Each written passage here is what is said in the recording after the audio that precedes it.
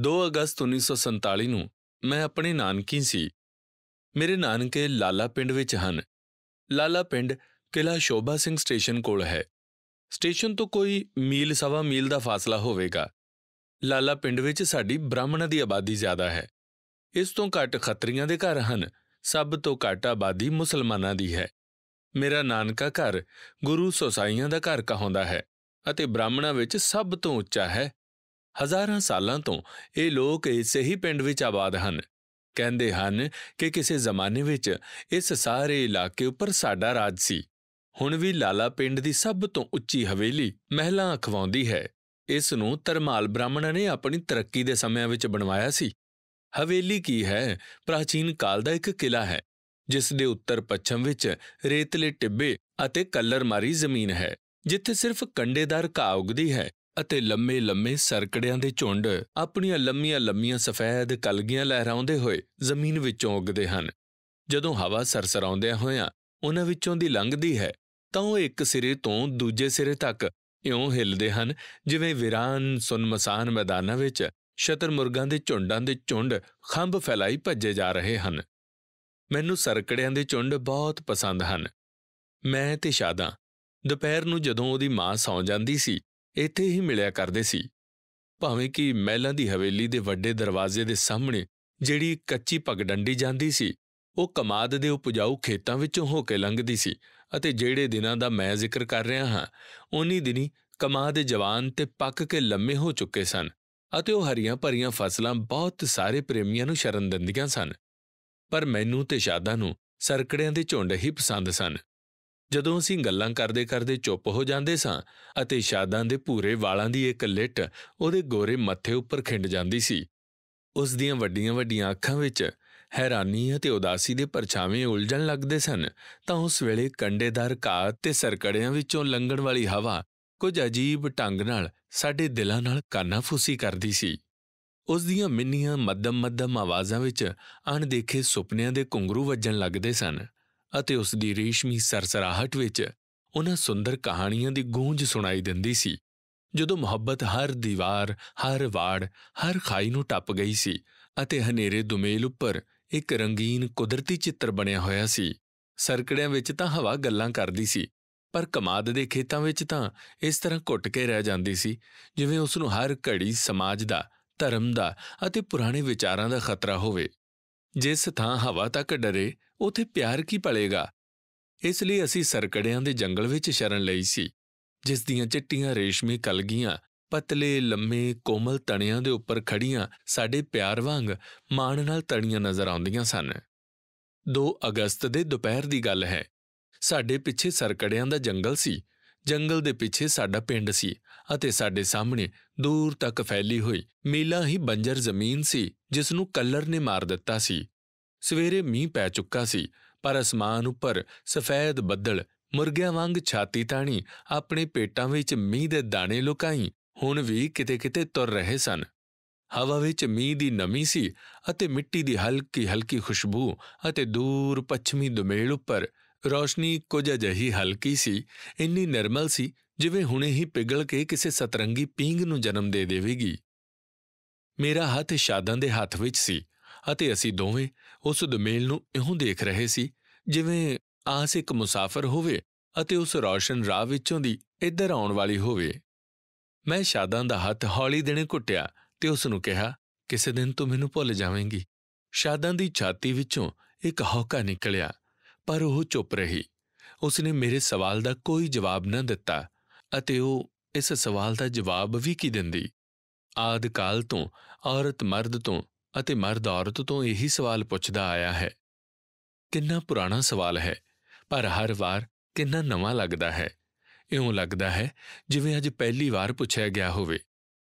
ਮੈਂ ਫੇਰ ਕਿਹਾ, ਇੱਕ ਦਿਨ ਤੇਰਾ ਵਿਆਹ ਹੋ ਜਾਏਗਾ। ਉਸ ਦੀ ਨਜ਼ਰ ਅਜੇ ਉਸੇ ਦੁਮੇਲ ਉੱਪਰ ਗੱਡੀ ਹੋਈ ਸੀ। ਉਸਨੇ ਹੌਲੀ ਦੇਣੀ ਮੇਰੇ ਵੱਲ ਵੇਖਣ ਤੋਂ ਬਿਨਾਂ ਹੀ ਕਿਹਾ, ਹਾਂ, ਮੇਰਾ ਵਿਆਹ ਹੋ ਜਾਏਗਾ ਅਤੇ ਬਿਲਕੁਲ ਉਸੇ ਤਰ੍ਹਾਂ ਹੋਏਗਾ ਜਿਵੇਂ ਤੇਰਾ ਹੋ ਗਿਆ ਹੈ। ਮੇਰਾ ਵਿਆਹ ਤਾਂ ਮੇਰੇ ਮਾਂ-ਬਾਪ ਨੇ ਬਚਪਨ ਵਿੱਚ ਹੀ ਕਰ ਦਿੱਤਾ ਸੀ, ਮੈਂ ਵਿਰੋਧ ਦੀ ਸੁਰ ਨਾਲ ਕਿਹਾ। ਸ਼ਾਦਾਂ ਬੋਲੀ, ਤੇ ਤੂੰ ਸਮਝਦਾ ਏ ਮੈਂ ਆਪਣੀ ਮਰਜ਼ੀ ਨਾਲ ਵਿਆਹ ਕਰ ਸਕਾਂਗੀ? ਮੈਂ ਸਿਰ ਝੁਕਾ ਲਿਆ। ਸ਼ਾਦਾਂ ਨੇ ਦੁਮੇਲ ਤੋਂ ਨਿਗਾਹ ਹਟਾ ਲਈ। ਜਿਵੇਂ ਉੱਥੇ ਤੋਂ ਨਿਰਾਸ਼ ਹੋ ਚੁੱਕੀ ਹੋਵੇ। ਫਿਰ ਉਸਨੇ ਮੇਰੇ ਝੁਕੇ ਹੋਏ ਉਦਾਸ ਚਿਹਰੇ ਨੂੰ ਠੋਡੀ ਤੋਂ ਫੜ ਕੇ ਉੱਚਾ ਕੀਤਾ।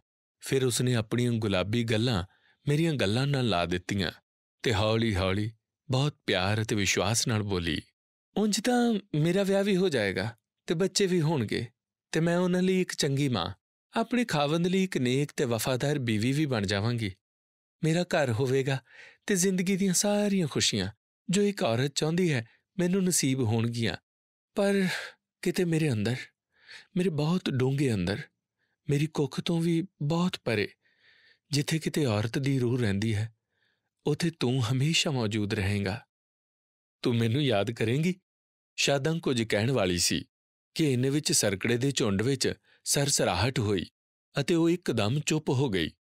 ਅਸੀਂ ਦੋਵੇਂ ਉਸ ਸਰਸਰ ਨੂੰ ਸਾਹ ਰੋਕ ਕੇ ਸੁਣਨ ਲੱਗੇ, ਡਰ ਅਤੇ ਹੈਰਾਨੀ ਨਾਲ, ਕਿਉਂਕਿ ਇਸ ਸਮੇਂ ਕੋਈ ਇੱਧਰ ਨਹੀਂ ਆਉਂਦਾ ਸੀ। ਸਰਸਰਾਹਟ ਜਦੋਂ ਕੋਲ ਆਉਣ ਲੱਗੀ ਤਾਂ ਅਸੀਂ ਦੋਵਾਂ ਨੇ ਇੱਕ ਦੂਜੇ ਨੂੰ ਇਸ਼ਾਰਾ ਕੀਤਾ ਅਤੇ ਆਪਣੀ ਥਾਂ ਤੋਂ ਉੱਠ ਕੇ ਖੜੇ ਹੋ ਗਏ। ਦੱਬੇ ਪੈਰੀਂ ਤੁਰ ਕੇ ਝੁੰਡ ਦੇ ਦੂਜੇ ਪਾਸੇ ਹੋ ਗਏ। ਅਚਾਨਕ ਸਰਸਰਾਹਟ ਇੱਕ ਖਾਸ ਥਾਂ ਤੇ ਪਹੁੰਚ ਕੇ ਰੁਕ ਗਈ। ਫਿਰ ਕਿਸੇ ਨੇ ਕਿਹਾ, ਅਸਲਾਮ ਅਲੈਕੁਮ। ਵਾਲੇਕੁਮ ਅਸਲਾਮ। ਸ਼ਾਦਾਂ ਨੇ ਦੂਸਰੀ ਆਵਾਜ਼ ਪਛਾਣ ਲਈ। ਉਹ ਚੀਕ ਮਾਰਨ ਹੀ ਵਾਲੀ ਸੀ ਕਿ ਮੈਂ ਛੇਤੀ ਦਣੀ ਉਸਦੇ ਮੂੰਹ ਤੇ ਹੱਥ ਰੱਖ ਦਿੱਤਾ। ਦੂਜੀ ਆਵਾਜ਼ ਮੈਂ ਵੀ ਪਛਾਣ ਲਈ। ਇਹ ਉਸਦੇ ਭਾਈ ਤੁਫੈਲ ਦੀ ਆਵਾਜ਼ ਸੀ। ਤੁਫੈਲ ਤੇ ਸ਼ਾਦਾਂ ਦੋਵੇਂ ਲਾਹੌਰ ਕਾਲਜ ਵਿੱਚ ਪੜ੍ਹਦੇ ਸਨ ਅਤੇ ਗਰਮੀਆਂ ਦੀਆਂ ਛੁੱਟੀਆਂ ਵਿੱਚ ਇੱਥੇ ਆਪਣੇ ਪਿੰਡ ਆਏ ਹੋਏ ਸਨ। ਪਹਿਲੀ ਆਵਾਜ਼ ਵਾਲੇ ਬੰਦੇ ਨੇ ਕਿਹਾ, ਮੈਨੂੰ ਅਲੀਪੁਰ ਸੈਦਾਂ ਤੋਂ ਪੀਰ ਜਮਾਇਤ ਅਲੀ ਸ਼ਾਹ ਨੇ ਭੇਜਿਆ ਹੈ। ਕੌਣ ਜਮਾਇਤ ਅਲੀ ਸ਼ਾਹ? ਉਹ ਪੀਰਗੰਜ ਵਾਲੇ ਜਮਾਇਤ ਅਲੀ ਸ਼ਾਹ। ਕੀ ਸੁਨੇਹਾ ਹੈ? ਉਹ ਸੁਨੇਹਾ ਲੰਬੜਦਾਰ ਸਰਬੁਲੰਦ ਦੇ ਨਾਂ ਹੈ। ਮੈਂ ਸਰਬੁਲੰਦ ਦਾ ਮੁੰਡਾ ਤੁਫੈਲ ਹਾਂ। ਅਜਨਬੀ ਕੁਝ ਦੇਰ ਚੁੱਪ ਰਿਹਾ, ਫਿਰ ਹੌਲੀ ਜਿਹੇ ਬੋਲਿਆ, ਪੀਰ ਜਮਾਇਤ ਅਲੀ ਸ਼ਾਹ ਨੇ ਕਿਹਾ ਹੈ ਕਿ ਤੁਸਾਂ ਲੋਕਾਂ ਨੇ ਅਜੇ ਤੱਕ ਲਾਲਾ ਪਿੰਡ ਵਿੱਚ ਉਹ ਸਿਲਸਿਲਾ ਸ਼ੁਰੂ ਨਹੀਂ ਕੀਤਾ ਹੈ। ਇਹ ਗਲਤ ਹੈ। 15 ਅਗਸਤ ਦੀ ਰਾਤ ਤੱਕ ਸਾਰਾ ਫੈਸਲਾ ਹੋ ਜਾਣਾ ਚਾਹੀਦਾ। ਕੀ ਫੈਸਲਾ? ਪੀਰ ਜਮਾਇਤ ਅਲੀ ਸ਼ਾਹ ਨੇ ਕਿਹਾ ਹੈ 15 ਅਗਸਤ ਤੱਕ ਪਿੰਡਾਂ ਵਿੱਚ ਜਿੰਨੇ ਹਿੰਦੂ ਜਵਾਨ ਹਨ ਉਹਨਾਂ ਸਾਰਿਆਂ ਨੂੰ ਕਤਲ ਕਰ ਦਿੱਤਾ ਜਾਵੇ। ਜਿੰਨੀਆਂ ਜਵਾਨ ਤੀਵੀਆਂ ਹਿੰਦੂਆਂ ਦੀਆਂ ਇੱਥੇ ਇਕੱਠੀਆਂ ਹਨ ਜਾਂ ਹੋ ਰਹੀਆਂ ਹਨ ਜਾਂ ਆਸ-ਪਾਸ ਦੇ ਇਲਾਕੇ ਤੋਂ ਆ ਰਹੀਆਂ ਹਨ, ਉਹਨਾਂ ਸਾਰੀਆਂ ਨੂੰ ਰੱਖ ਲਿਆ ਜਾਵੇ। ਹਾਂ, ਬੁੱਢੇ-ਬੁੱਢੀਆਂ ਜਾਂ ਬੱਚਿਆਂ ਨੂੰ ਛੱਡ ਦਿੱਤਾ ਜਾਵੇ। ਸ਼ਾਦਾਂ ਮੇਰੀ ਛਾਤੀ ਨਾਲ ਜ਼ੋਰ ਨਾਲ ਲੱਗ ਗਈ। ਸਾਡੇ ਦੋਹਾਂ ਦੇ ਦਿਲ ਧੱਕ-ਧੱਕ ਕਰਨ ਲੱਗੇ। ਅਸੀਂ ਦੋਹਾਂ ਨੇ ਇੱਕ ਦੂਜੇ ਵੱਲ ਦੇਖਿਆ ਅਤੇ ਜ਼ੋਰ ਨਾਲ ਇੱਕ ਦੂਜੇ ਨੂੰ ਚੁੰਬੜ ਗਏ। ਕੁਝ ਦੇਰ ਪਿੱਛੋਂ ਤੁਫੈਲ ਬੋਲਿਆ, ਇੱਕ ਸੁਨੇਹਾ ਮੇਰੇ ਬਾਪ ਨੇ ਵੀ ਤੁਹਾਡੇ ਪੀਰ ਜਮਾਇਤ ਅਲੀ ਸ਼ਾਹ ਦੇ ਨਾਂ ਦਿੱਤਾ ਹੈ। ਉਹ ਕੀ ਹੈ? ਅਜਨਬੀ ਬੋਲਿਆ, ਮੇਰੇ ਬਾਪ ਨੇ ਕਿਹਾ ਹੈ ਇਹ ਕੰਮ ਸਾਥੋਂ ਨਹੀਂ ਹੋਵੇਗਾ। ਸੈਂਕੜੇ ਸਾਲਾਂ ਤੋਂ ਅਸੀਂ ਲੋਕ ਇਸ ਪਿੰਡ ਵਿੱਚ ਰਹਿੰਦੇ ਹਾਂ, ਸਾਥੋਂ ਇਹ ਕੰਮ ਨਹੀਂ ਹੋਵੇਗਾ। ਉਸ ਹਾਲਤ 'ਚ ਅਸੀਂ ਅਲੀਪੁਰ ਸੈਦਾਂ ਵਾਲੇ ਆਪ ਆ ਕੇ ਇਹ ਕੰਮ ਕਰਾਂਗੇ। ਅਜਨਬੀ ਨੇ ਤੁਫੈਲ ਨੂੰ ਧਮਕਾਉਂਦਿਆਂ ਕਿਹਾ। ਤੁਫੈਲ ਚੁੱਪ ਰਿਹਾ। ਬਹੁਤ ਚਿਰ ਤੱਕ ਸਰਕੜਿਆਂ ਦੇ ਜੰਗਲ ਵਿੱਚ ਖਾਮੋਸ਼ੀ ਰਹੀ। ਆਖਰ ਓਪਰੇ ਬੰਦੇ ਨੇ ਖਾਮੋਸ਼ੀ ਤੋੜਦਿਆਂ ਕਿਹਾ, ਚੰਗਾ ਫਿਰ ਮੈਂ ਚੱਲਦਾ ਹਾਂ।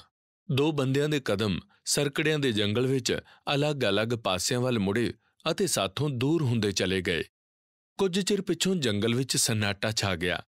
ਮੈਂ ਛੇਤੀ ਦਣੀ ਸ਼ਾਦਾਂ ਨੂੰ ਆਪਣੀ ਛਾਤੀ ਤੋਂ ਪਰੇ ਹਟਾਉਂਦਿਆਂ ਕਿਹਾ, ਹੁਣ ਤੂੰ ਛੇਤੀ ਘਰ ਚਲੀ ਜਾ। ਉਹ ਜ਼ੋਰ ਨਾਲ ਮੇਰੀ ਛਾਤੀ ਨਾਲ ਚੁੰਬੜ ਕੇ ਬੋਲੀ, ਨਹੀਂ, ਮੈਂ ਨਹੀਂ ਜਾਵਾਂਗੀ। ਜਿੱਥੇ ਤੂੰ ਜਾਵੇਂਗਾ ਮੈਂ ਤਾਂ ਉੱਥੇ ਹੀ ਜਾਵਾਂਗੀ। ਮੈਂ ਇੱਕ ਫਿੱਕੀ ਮੁਸਕਰਾਹਟ ਨਾਲ ਕਿਹਾ, ਤੂੰ ਸਭ ਕੁਝ ਸੁਣ ਲਿਆ ਹੈ ਨਾ? ਨਹੀਂ। ਉਹ ਭੈਭੀਤ ਨਜ਼ਰ ਨਾਲ ਮੇਰੇ ਵੱਲ ਦੇਖ ਕੇ ਬੋਲੀ, ਉਹ ਇਉਂ ਨਹੀਂ ਕਰ ਸਕਦੇ। ਸੱਚੀ ਉਹ ਇਉਂ ਨਹੀਂ ਕਰ ਸਕਦੇ। ਅਸੀਂ ਸਾਰੇ ਲੋਕ ਇਸੇ ਧਰਤੀ ਦੀ ਔਲਾਦ ਹਾਂ। ਧਰਤੀ ਤਾਂ ਕਦੇ ਵੀ ਜ਼ਹਿਰ ਨਹੀਂ ਉਗਲਦੀ ਸ਼ਾਦਾਂ। ਧਰਤੀ ਤੋਂ ਹਰੀਆਂ-ਹਰੀਆਂ ਕਰੁੰਬਲਾਂ ਫੁੱਟਦੀਆਂ ਹਨ।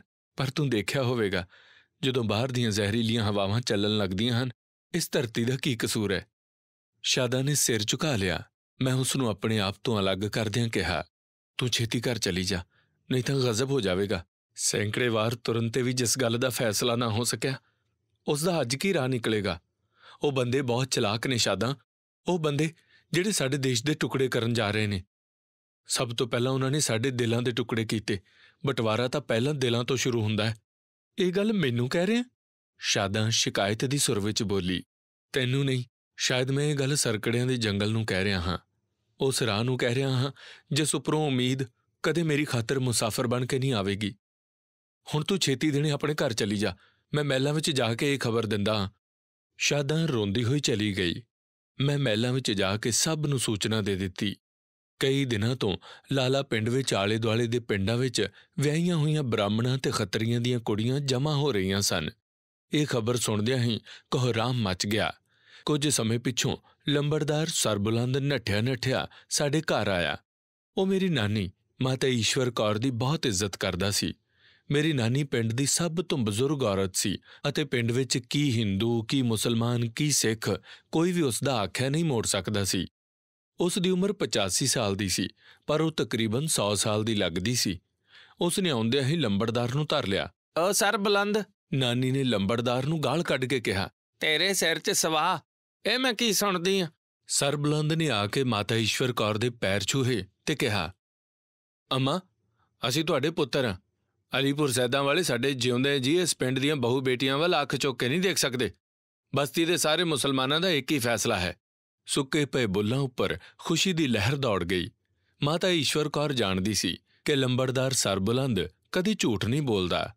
ਉਹਨਾਂ ਨੂੰ ਬੇਫਿਕਰੀ ਹੋ ਗਈ ਅਤੇ ਜਦੋਂ ਉਹਨਾਂ ਨੂੰ ਬੇਫਿਕਰੀ ਹੋ ਗਈ ਤਾਂ ਸਾਰਿਆਂ ਨੂੰ ਬੇਫਿਕਰੀ ਹੋ ਗਈ। ਬੰਨੇ ਹੋਏ ਬਿਸਤਰੇ ਫਿਰ ਖੋਲ੍ਹ ਦਿੱਤੇ ਗਏ। ਪੋਟਲੀਆਂ ਦਾ ਸਾਮਾਨ ਬਾਹਰ ਕੱਢਿਆ ਗਿਆ। ਅੱਧ-ਖੜ ਔਰਤਾਂ ਚੁੱਲ੍ਹੇ ਚੌਂਕੇ ਦੇ ਕੰਮ ਵਿੱਚ ਲੱਗ ਗਈਆਂ ਅਤੇ ਜਵਾਨ ਵਹੁਟੀਆਂ ਸ਼ੀਸ਼ਾ ਦੇਖ ਕੇ ਆਪਣੀਆਂ ਵੱਡੀਆਂ-ਵੱਡੀਆਂ ਅੱਖਾਂ ਵਿੱਚ ਸੁਰਮਾ ਪਾਉਣ ਲੱਗੀਆਂ ਅਤੇ ਖੂਬਸੂਰਤੀ ਤੋਂ ਆਪ ਹੀ ਸ਼ਰਮਾ ਕੇ ਘੁੰਡ ਪਿੱਛੇ ਮੂੰਹ ਲੁਕਾਉਣ ਲੱਗੀਆਂ। 2-3 ਦਿਨ ਬੇਫਿਕਰੀ ਵਿੱਚ ਲੰਘ ਗਏ। ਕਿਸੇ ਤਰ੍ਹਾਂ ਦੀ ਕੋਈ ਮਾੜੀ ਘਟਨਾ ਨਾ ਵਾਪਰੀ। ਹਿੰਦੂ ਮੁਸਲਮਾਨ ਰਲ ਕੇ ਪਿੰਡ ਦੇ ਚਾਰੇ ਪਾਸੇ ਪਹਿਰਾ ਦਿੰਦੇ ਸਨ। ਪਰੇਸ਼ਾਨੀ ਦੀ ਗੱਲ ਸੀ ਤਾਂ ਇਹ ਸੀ ਕਿ ਲਾਲਾ ਪਿੰਡ ਦੇ ਆਲੇ-ਦੁਆਲੇ ਦੇ ਇਲਾਕੇ ਦੇ ਬ੍ਰਾਹਮਣਾਂ ਅਤੇ ਖੱਤਰੀਆਂ ਦੇ ਪਰਿਵਾਰ ਪਨਾਹ ਲੈਣ ਲਈ ਇੱਥੇ ਆ ਰਹੇ ਸਨ। ਕਿਤੇ ਕੋਈ ਝਗੜਾ ਨਹੀਂ ਹੋਇਆ ਸੀ, ਪਰ ਜਿਵੇਂ ਤੂਫਾਨ ਦੇ ਆਉਣ ਤੋਂ ਪਹਿਲਾਂ ਪੰਛੀ ਹਵਾ ਸੁੰਘ ਕੇ ਆਪਣੇ ਆਲਣੇ ਛੱਡ ਕੇ ਉਲਟ ਦਿਸ਼ਾਵਾਂ ਵੱਲ ਉੱਡਣ ਲੱਗਦੇ ਹਨ, ਉਵੇਂ ਚਾਰੇ ਪਾਸਿਆਂ ਤੋਂ ਹਿੰਦੂ ਲਾਲਾ ਪਿੰਡ ਵੱਲ ਵਗੇ ਆ ਰਹੇ ਸਨ। ਪਰ 5 ਅਗਸਤ ਦੀ ਸ਼ਾਮ ਨੂੰ ਪਿੰਡ ਅਲੀਪੁਰ ਸੈਦਾਂ ਵੱਲੋਂ ਢੋਲਾਂ ਦੀ ਆਵਾਜ਼ ਉੱਚੀ ਹੁੰਦੀ ਅਤੇ ਨੇੜੇ ਆਉਂਦੀ ਗਈ। ਤੀਵੀਆਂ ਚੀਕਾਂ ਮਾਰ-ਮਾਰ ਕੇ ਰੋਣ ਲੱਗੀਆਂ। ਕਈ ਤੀਵੀਆਂ ਬੇਹੋਸ਼ ਹੋ ਗਈਆਂ। ਬੱਚਿਆਂ ਨੇ ਰੋ-ਰੋ ਕੇ ਕੋਹਰਾਮ ਮਚਾ ਦਿੱਤਾ। ਉਸ ਵੇਲੇ ਲੰਬੜਦਾਰ ਸਰਬੁਲੰਦ ਨੇ ਆ ਕੇ ਕਿਹਾ, ਅਲੀਪੁਰ ਸੈਦਾਂ ਵੱਲੋਂ 500 ਮੁਸਲਮਾਨਾਂ ਦਾ ਜੱਥਾ ਆ ਰਿਹਾ। ਉਹਨਾਂ ਨੂੰ ਰੋਕਣ ਵਾਲੇ ਅਸੀਂ ਕੁੱਲ 50 ਮੁਸਲਮਾਨ ਹਾਂ। ਮੈਂ ਤੁਹਾਨੂੰ ਨਹੀਂ ਬਚਾ ਸਕਦਾ। ਤੁਸੀਂ ਲੋਕ ਆਪੋ ਆਪਣਾ ਫਿਕਰ ਕਰੋ। ਸਰਬੁਲੰਦ ਦੇ ਜਾਣ ਪਿੱਛੋਂ ਉਹ ਭਾਜੜ ਪਈ ਕਿ ਮੈਂ ਤੁਹਾਨੂੰ ਦੱਸ ਨਹੀਂ ਸਕਦਾ। ਮਾਂ ਧੀ ਨੂੰ ਭੁੱਲ ਗਈ ਤੇ ਧੀ ਬਾਪ ਨੂੰ ਤੇ ਬਾਪ ਆਪਣੀ ਔਲਾਦ ਨੂੰ। ਜਿੱਧਰ ਨੂੰ ਵੀ ਰਾਹ ਮਿਲਿਆ ਹਰ ਕੋਈ ਮਹਿਲਾਂ ਵਿੱਚੋਂ ਭੱਜ ਗਿਆ। ਥੋੜੇ ਚਿਰ ਪਿੱਛੋਂ ਮਹਿਲਾਂ ਦੀ ਸ਼ਾਨਦਾਰ ਹਵੇਲੀ ਸੁੰਨ-ਮਸਾਨ ਸੀ। ਸਿਰਫ ਇੱਕ ਹਨੇਰੇ ਖੂੰਜੇ ਵਿੱਚ ਨਾਨੀ ਚੁੱਪ-ਚਾਪ ਪਲੰਘ ਉੱਪਰ ਪਈ ਸੀ। ਜਦ ਮੈਂ ਉਸਦੇ ਪੈਰਾਂ ਵੱਲ ਆ ਕੇ ਖੜਾ ਹੋਇਆ ਤਾਂ ਉਹ ਬੋਲੀ, ਉਹ ਸੜੇ ਮੱਥੇ ਵਾਲਿਆ, ਤੂੰ ਨਹੀਂ ਗਿਆ? ਨਾਨੀ, ਮੈਂ ਤੁਹਾਨੂੰ ਨਾਲ ਲੈ ਕੇ ਜਾਵਾਂਗਾ। ਕਿਵੇਂ ਲੈ ਕੇ ਜਾਵੇਂਗਾ? ਮੈਂ ਤਾਂ ਤੁਰ ਨਹੀਂ ਸਕਦੀ। ਮੈਂ ਤੁਹਾਨੂੰ ਆਪਣੇ ਮੋਢੇ ਉੱਪਰ ਬਿਠਾ ਕੇ ਲੈ ਜਾਵਾਂਗਾ।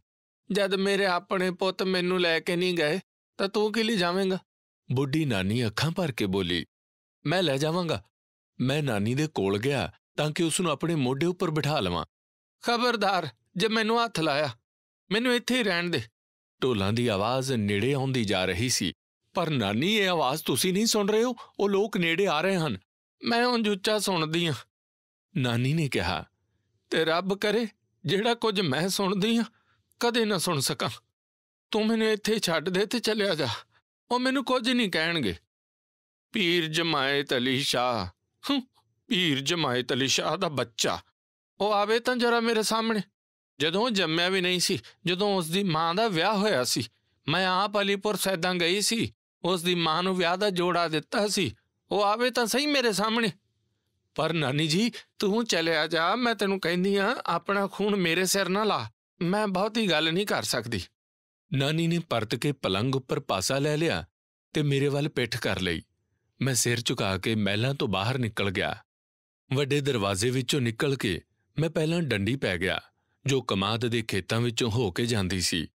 ਅਚਾਨਕ ਮੈਨੂੰ ਕੁਝ ਯਾਦ ਆਇਆ ਅਤੇ ਮੈਂ ਡੰਡੀ ਤੋਂ ਹਟ ਕੇ ਮਹਿਲਾਂ ਦੇ ਦੂਜੇ ਪਾਸੇ ਵੱਲ ਚਲਿਆ ਗਿਆ, ਜਿੱਧਰ ਸਰਕੜਿਆਂ ਦੇ ਝੁੰਡ ਸਨ। ਹੁਣ ਢੋਲਾਂ ਦੇ ਨਾਲ-ਨਾਲ ਅੱਲਾਹੂ ਅਕਬਰ ਦੇ ਨਾਅਰਿਆਂ ਦੀ ਆਵਾਜ਼ ਵੀ ਸਾਫ਼-ਸਾਫ਼ ਸੁਣਾਈ ਦੇਣ ਲੱਗੀ ਸੀ। ਅੱਲਾਹੂ ਅਕਬਰ, ਯਾਨੀ ਖੁਦਾ ਬਹੁਤ ਵੱਡਾ ਹੈ ਅਤੇ ਇਨਸਾਨ ਬਹੁਤ ਛੋਟਾ ਹੈ। ਬੰਦਾ ਤੰਗ ਦਿਲ, ਕਮੀਨਾ ਹੈ ਅਤੇ ਸੱਭਿਅਤਾ ਦੇ ਉੱਚੇ-ਉੱਚੇ ਮਿਨਾਰਾਂ ਉੱਪਰ ਚੜ੍ਹ ਕੇ ਵੀ ਉਹ ਆਪਣੀ ਫਿਤਰਤ ਦੀ ਖੋਟ ਦੀ ਪ੍ਰਦਰਸ਼ਨੀ ਕਰਨ ਤੋਂ ਨਹੀਂ ਹਟਦਾ, ਕਿਉਂਕਿ ਉਹ ਇੱਕ ਇਨਸਾਨ ਹੈ, ਰੱਬ ਨਹੀਂ। ਇਸ ਲਈ ਮੈਂ ਉਹਨਾਂ ਨਾਅਰਿਆਂ ਨੂੰ ਕੋਈ ਮਹੱਤਵ ਨਾ ਦਿੱਤਾ ਅਤੇ ਆਖਰੀ ਨਜ਼ਰ ਮਾਰਨ ਲਈ ਸਰਕੜਿਆਂ ਦੇ ਝੁੰਡ ਵੱਲ ਚਲਿਆ ਗਿਆ, ਜਿੱਥੇ ਮੈਂ ਤੇ ਸ਼ਾਦਾਂ ਦੁਪਹਿਰ ਵੇਲੇ ਬੈਠਿਆ ਕਰਦੇ ਸੀ। ਪਰ ਉੱਥੇ ਕੋਈ ਨਹੀਂ ਸੀ। ਮੈਂ ਬਹੁਤ ਹਸਰਤ ਨਾਲ ਉਸ ਥਾਂ ਨੂੰ ਦੇਖਿਆ। ਉਂਝ ਤਾਂ ਉਸ ਥਾਂ ਵਿੱਚ ਕੋਈ ਖਾਸ ਗੱਲ ਨਹੀਂ ਸੀ। ਇੱਕ ਰੇਤਲਾ ਟਿੱਲਾ ਸੀ ਜਿੱਥੇ ਅਸੀਂ ਦੋਵੇਂ ਬੈਠਿਆ ਕਰਦੇ ਸੀ। ਸਾਹਮਣੇ ਬੰਜਰ ਜ਼ਮੀਨ ਸੀ, ਦੁਮੇਲ ਮਟਿਆਲੇ ਬੱਦਲਾਂ ਨਾਲ ਘਿਰਿਆ ਹੋਇਆ ਸੀ। ਇੱਥੇ ਕੁਝ ਵੀ ਤਾਂ ਨਹੀਂ ਸੀ। ਲਹਿਰਾਉਂਦੇ ਖੇਤ, ਫਲਾਂ ਨਾਲ ਲੱਦੇ ਦਰਖਤ, ਸੁੰਦਰ ਫੁੱਲ, ਰੰਗੀਨ ਦੁਮੇਲ, ਝਰਨੇ, ਪਹਾੜ, ਪਾਣੀ, ਝੀਲ, ਕੁਝ ਵੀ ਨਹੀਂ ਸੀ ਜਿਨ੍ਹਾਂ ਨਾਲ ਇਸ ਧਰਤੀ ਦੀ ਕਵਿਤਾ ਲਿਖੀ ਜਾਂਦੀ ਹੈ। ਫਿਰ ਵੀ ਇਹ ਮੇਰੇ ਲਈ ਸਵਰਗ ਦਾ ਟੁਕੜਾ ਸੀ। ਸ਼ਾਦਾਂ, ਸ਼ਾਦਾਂ, ਮੈਂ ਹੌਲੀ ਜਿਹੇ ਆਵਾਜ਼ ਮਾਰੀ। ਸਾਡੇ ਮਿਲਣ ਦਾ ਇਹੀ ਤਰੀਕਾ ਸੀ। ਉਹ ਆ ਕੇ ਸਰਕੜਿਆਂ ਵਿੱਚ ਲੁਕ ਜਾਂਦੀ ਸੀ ਤੇ ਜਦੋਂ ਮੈਂ ਆਉਂਦਾ ਸੀ ਤਾਂ ਉਸ ਨੂੰ ਆਵਾਜ਼ ਦਿੰਦਾ ਸੀ ਅਤੇ ਉਹ ਸਰਕੜਿਆਂ ਵਿੱਚੋਂ ਨਿਕਲ ਕੇ ਮੇਰੇ ਗਲ ਨਾਲ ਲੱਗ ਜਾਂਦੀ ਸੀ।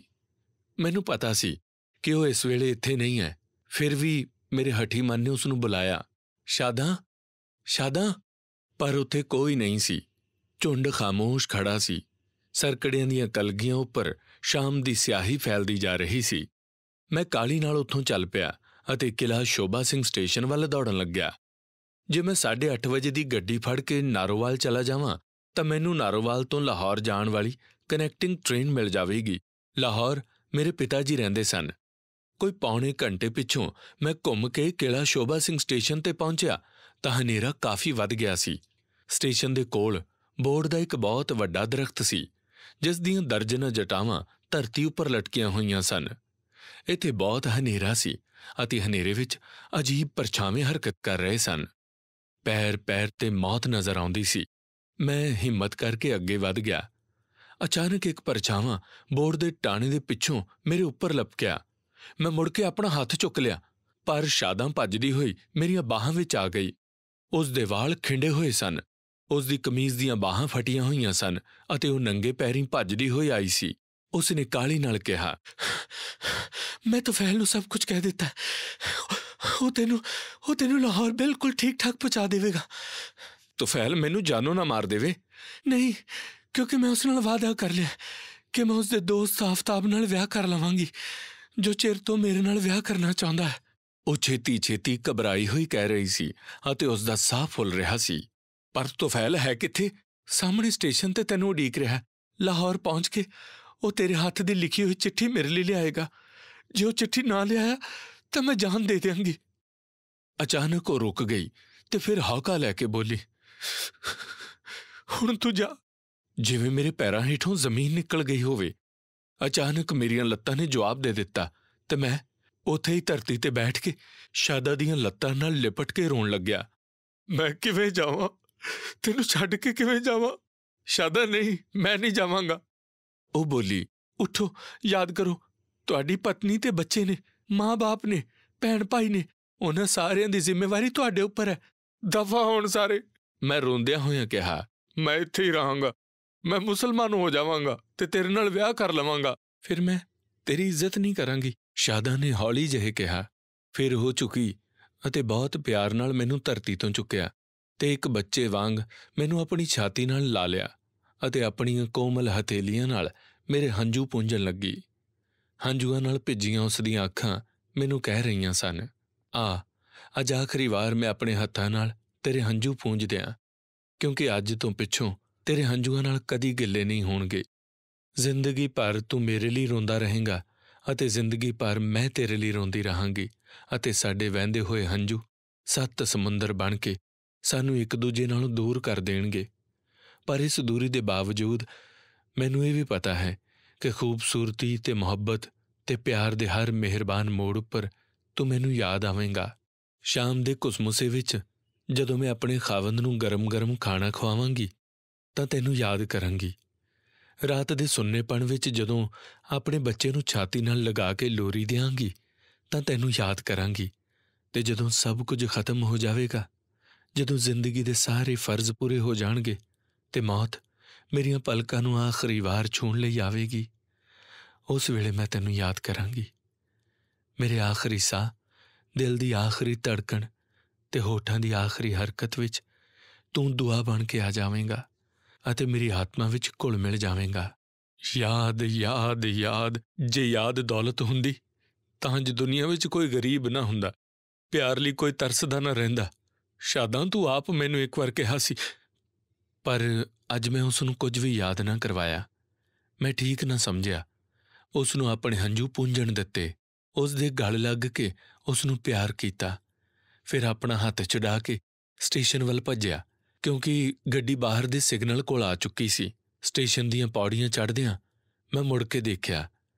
ਬੋਰਡ ਹੇਠਾਂ ਸ਼ਾਦਾਂ ਚੁੱਪ-ਚਾਪ ਖੜੀ ਸੀ ਅਤੇ ਦੂਰ ਪਰੇ ਮਹਿਲਾਂ ਦੀ ਹਵੇਲੀ ਵਿੱਚ ਢੋਲ ਗੂੰਜ ਰਹੇ ਸਨ ਅਤੇ ਮਹਿਲਾਂ ਦੇ ਪਰੇ ਸਰਕੜਿਆਂ ਦਾ ਜੰਗਲ ਜਲ ਰਿਹਾ ਸੀ। ਇਸ ਕਿਤਾਬ ਨੂੰ ਪੂਰਾ ਸੁਣਨ ਲਈ ਅੱਜ ਹੀ ਡਾਊਨਲੋਡ ਕਰੋ ਵਿਰਾਸਤ ਐਪ। ਪਲੇ ਸਟੋਰ ਅਤੇ ਐਪ ਸਟੋਰ ਉੱਪਰ ਉਪਲਬਧ।